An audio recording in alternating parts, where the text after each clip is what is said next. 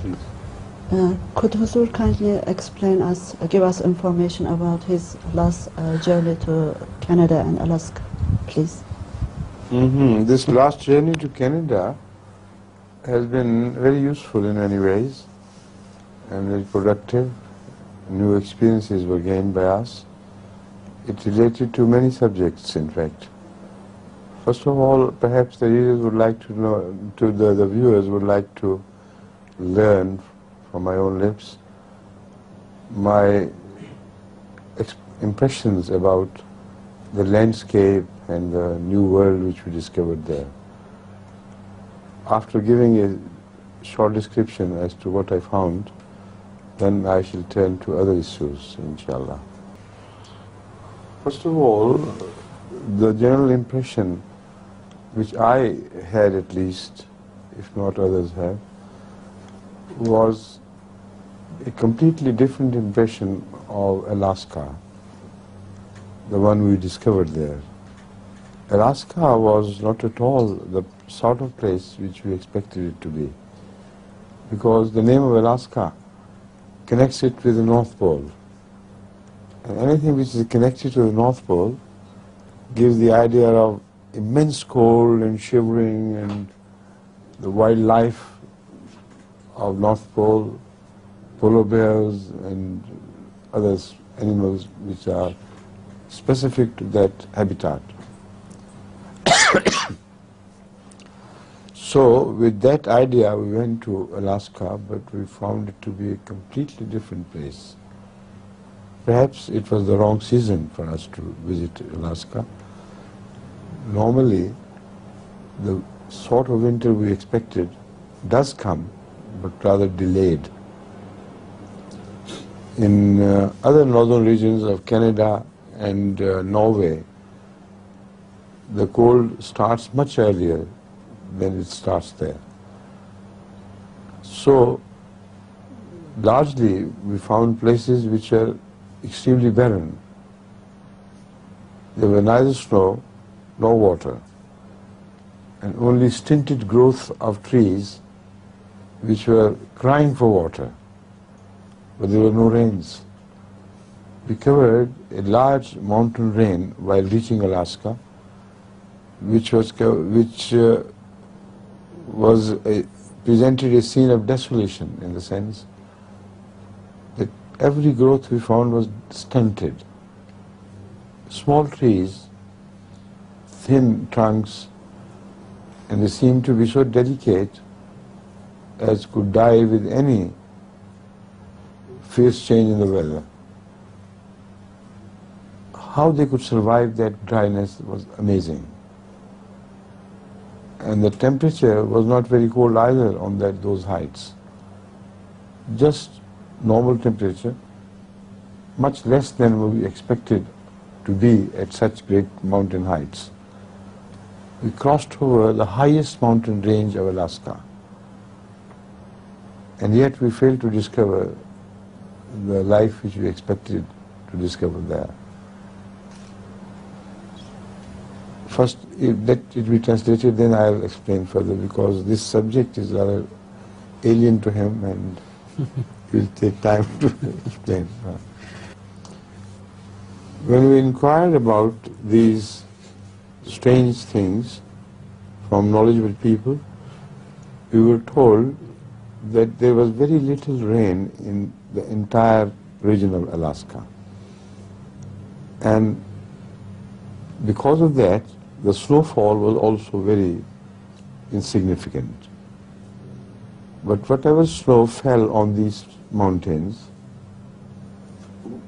did take very long to melt and to flow down, leaving dry, empty spaces above. Whatever snow fell on those trees, it remained there. And it fell down to the region of the trunk where it was jutting out. And it remained there for very long, with the result that with the slow pressure of its weight, the water, it melted, and the water gradually sank deep into the root area of the trees. So, although that water was not sufficient to give them a big growth, yet it was sufficient enough to make them survive during the summer months. So that is a natural phenomenon which operates there and to which we were introduced. And because of the northerliness of the region, geographical northerliness, the tundra look which we observed, they told us is a natural part of this area being far too northern. Yet the greatest surprise was yet to come, because naturally we expected that after we cross over this dry region of high mountain range, we will ultimately, as we were heading north, we will ultimately enter the area which was comparatively flat but happened to be more northerly, closer to the North Pole. So we were going to Fairbanks, which is the capital of Alaska, and it is a biggish town of 100,000 population. So nowhere in that far north can you find such population of a city as you find in Fairbanks. It was quite a few hundred miles north of what I am describing. So we expected Fairbanks to be very cold, and for that we were prepared.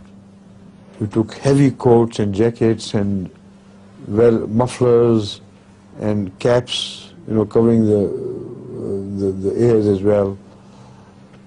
So we went, at last we climbed down to the other side and started a journey which was almost flat.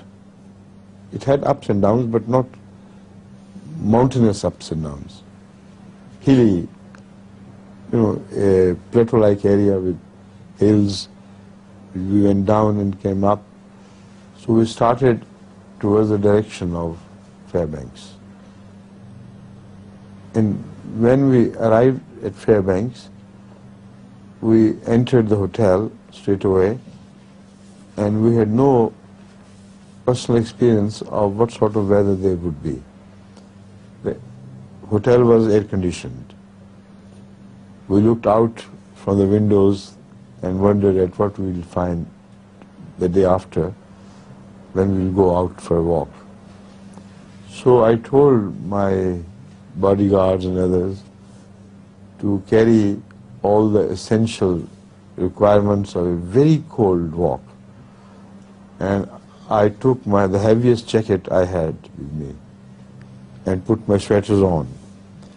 And Nasir, who was accompanying me, he was carrying a cap which is fit only for Eskimos, So next morning we went out for a walk. Imagine our amazement. It was so warm. It was so warm. It was impossible to wear any jacket or any cap which was offered me. So I rejected them and told him to carry these jackets, if you please. And then after a few steps I realized that it was impossible for me to continue to wear the sweater. So I took the sweater off. And then I thought perhaps now in one shirt I'll be all right. But I was amazed to find other walkers even without shirts, in their knickers, The weather reminded me of Karachi, not of a place as far north as it is. So the northernmost city of Alaska is so warm in late September touching October. Amazing. So that was the first shock of discovering Alaska. It's so different from our expectations. But Fairbanks is a beautiful town. The areas around the small mountain hills and things are very pretty. And the trees there are much larger than the trees we had encountered much far south behind. Because the area is not at all a northerly area in its habitat, in its flora, etc. It's so different. So because of the fall, the trees were of two colors. Some trees are evergreen, which remain green even in the winter. But some trees change color with the change of the weather. So those trees which change color presented beautiful hues of red and yellow and shades in between. That the entire jungle was very beautiful to look at, but not at all like the one you expect in the northern regions, as far north as Fairbanks is.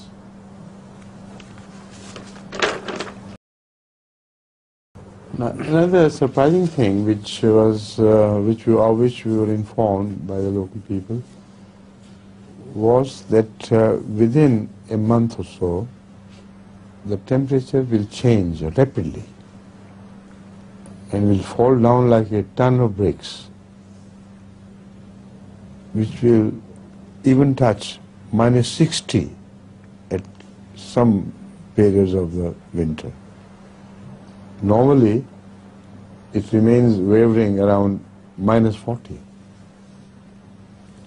They said the same Fairbanks will be a completely different place to live in. And this is the extremes of weather which Alaska witnesses, or which happens in Alaska. They told us that the reason why it is so is because of lack of rains. And there is no ice or snow even in the northernmost part of Alaska. The northernmost part of Alaska remained accessible by motor vehicles throughout the season. We could have gone to the northernmost part, which is beyond the Arctic Circle. Imagine. Were you with us in Norway when we went beyond the Arctic Circle? In Norway, it was all snow beyond the Arctic Circle. Here, you could go as far north as many degrees beyond the Arctic Circle beginning, rim of the Arctic Circle. And they told us there was no obstruction of snow turned into ice on the roads. We could go there, but everything was closed. No arrangements for bed and breakfast, no resting places, no facilities, nothing. Because of the season, because of the fact that the season of tourists was over, not because of the weather. You see? So everything was closed, petrol pumps, food shops, etc., etc. You could not go anywhere for toilet. So all beyond Fairbanks was shut. So we gave up the idea of going to the north because it was meaningless and it was extremely difficult to go there without finding any place. But to the northernmost point, which is called, I think, Barrow. Is it Barrow? But whatever it is, there is population and a small township. And if we could go there by aeroplane, for instance, there we could find normal life, hotels and everything, And although they were mostly closed, but still we could find some open ones as well. So we were invited by the people of that town. Particularly, I was invited by the mayor of the town to have our Jummah prayer set there in the town hall. And they offered whatever facilities they could.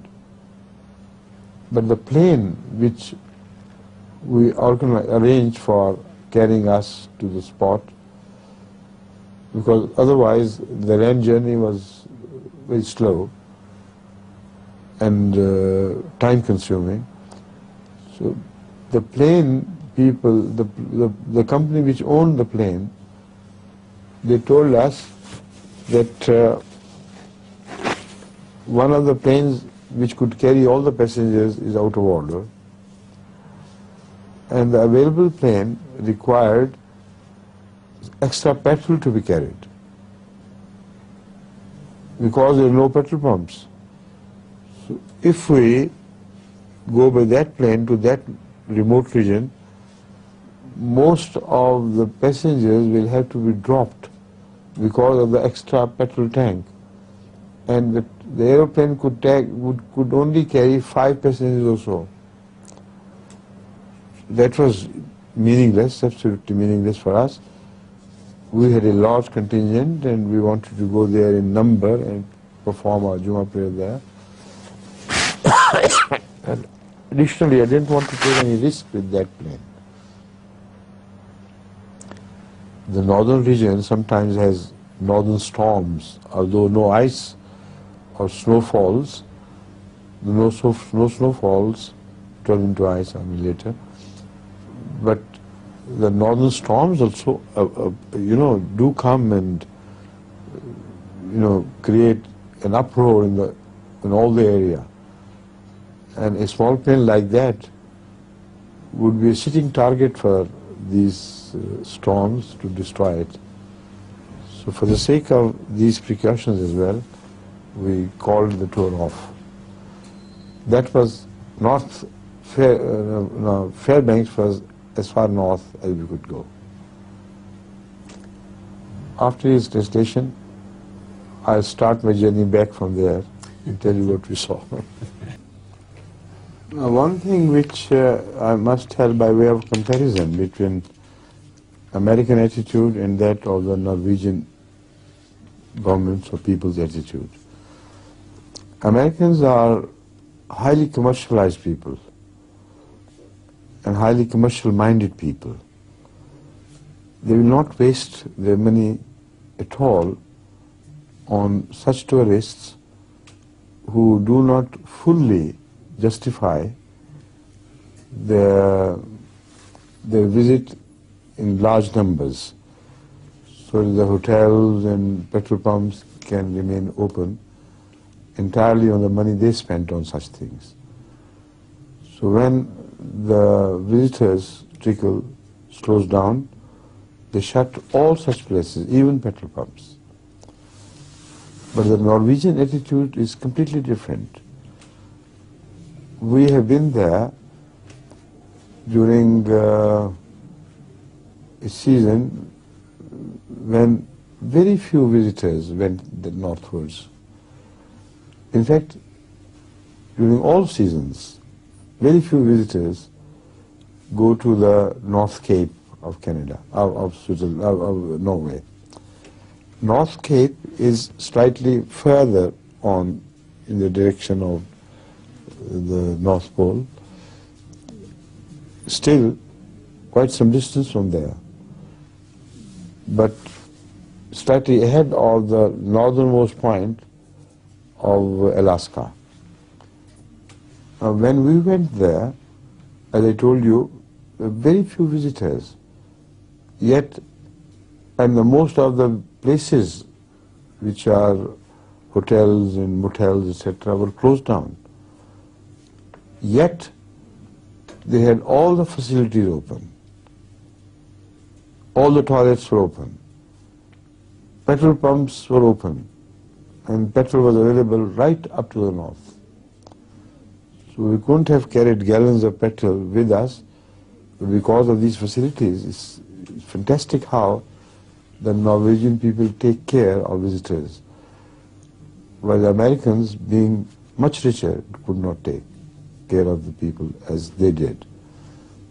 You know, we went to the North Pole, we said our Juma prayer there, not the North Pole, the North Cape, and the whole area was covered with snow. Even before the Arctic Circle, as we entered Arctic Circle, we could see snow all around. But Arctic Circle was all covered with snow. Yet the facilities were available. As I said, petrol was available right to the top. So it made it possible for us to go there, despite the fact that many motels, etc., were closed. But in Alaska, the story is a different story of a people who are highly advanced in their commercial experience, and the highly commercialized people, and they manage things technically, not for the sake of stray visitors here and there. But anyway, we returned from Fairbanks to southwards. And it was an amazing thing that the road we took, the main road which connects, the highway which connects Fairbanks with Canada, on our way back, was the most beautiful road which we experienced anywhere during the visit to Alaska. This road was, first of all, American roads are excellent, there is no doubt about it.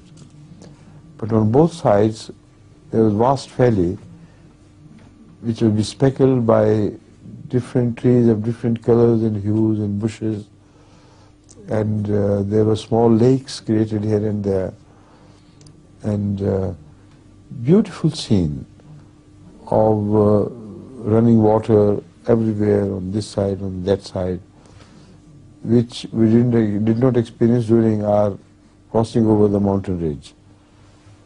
And throughout, the road was reminiscent of some parts of Norway, but not entirely. Still, it was very beautiful indeed. I hope we'll be able to show you some scenes, because I told Mr.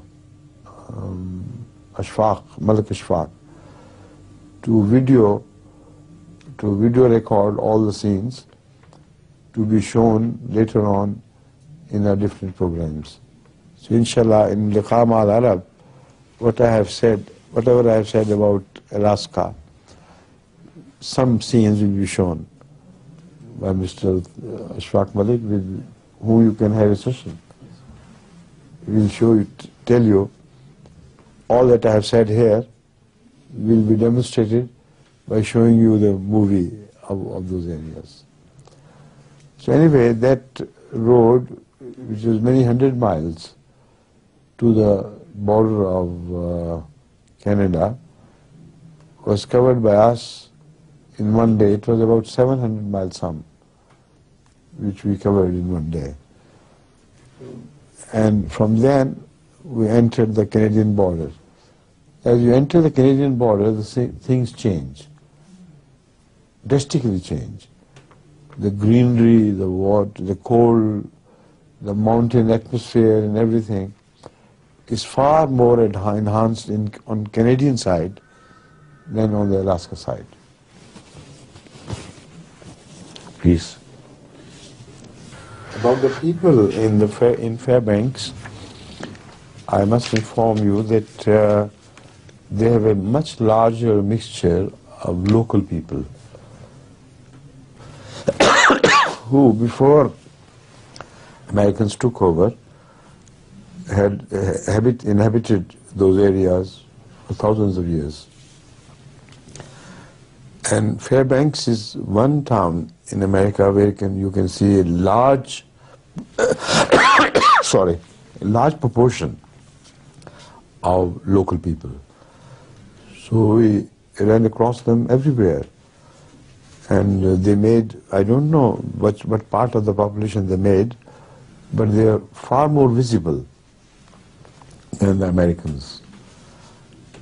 So in that northern area, at least, we can see the semblance of the old past in which these people had been the masters of the area. They are very kind people, very friendly to foreigners.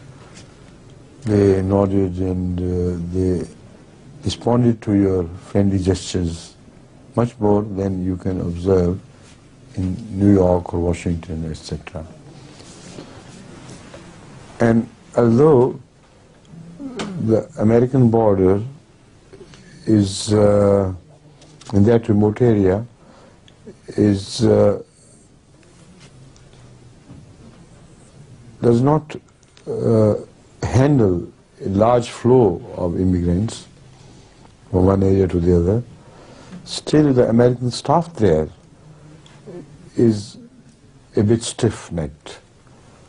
Like they are always at immigration points. It's amazing that even in such areas where the common people there are very friendly and kindly and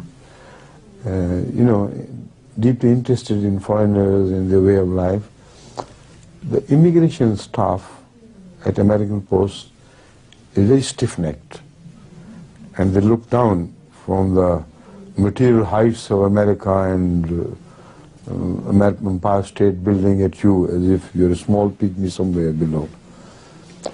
That attitude was reduced to a degree in that border post. As it was not as stiff as we had expected and we had encountered elsewhere during our entry into America.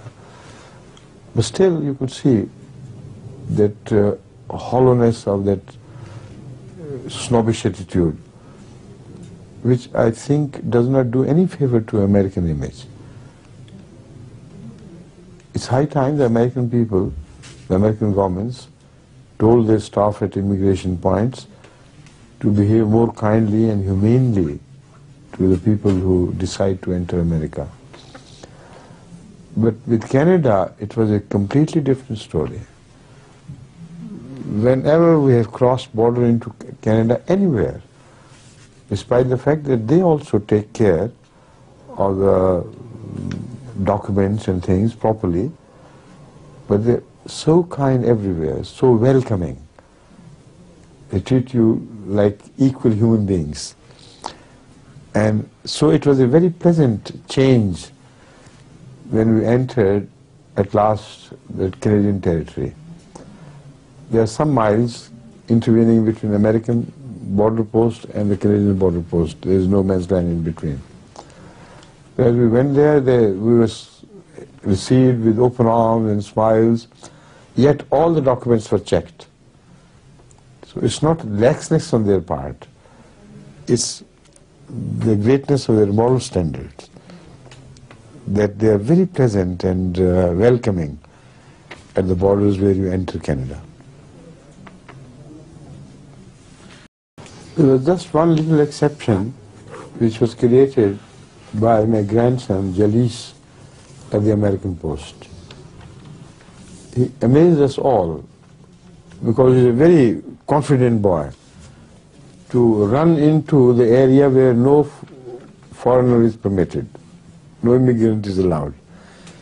He went, shot straight into their office and started playing with their computers and this and that and everything, and created an uproar and they could not handle him. At last they decided to cooperate with him. One officer was dedicated only to him, and he inquired from him, what is that and what is this and what is this. He pointed his finger, he couldn't make the full sentence, pointed his finger at this and that and the machine and things. And poor officer was entirely dedicated to him. And then he started giving permission to other young boys from outside. Instead of the officers, he said, yes, you can come. And he would come and they couldn't stop. So he was the only source of relaxation. Even he brought smiles on the faces, the grim faces of the American immigration officers. And he started permitting other small boys to come into the office. And they couldn't stop him doing that. He said, yes, you come on. No, I tell you, you do, you come. And he occupied the American immigration office for that while, as if an alien had come from the heavens. يقول حاطب بن منين أن حفيدي هذا جليس بعد أن تمكن من مراقبة هذا المكتب بدأ يستدعي الأطفال الآخرين أيضا في المنضمين إلى القافلة كي يدخلوا هم الآخرون ويشاركوا في عملية استكشاف هذا المكتب. ويقول حاطب بن منين يبدو أنه كان هنالك استحواذ على هذه السلطة الأمريكية، ولكن هذا الاستحواذ يبدو وكأنه نزل من السماء. السلام عليكم. السلام عليكم ورحمة الله وبركاته.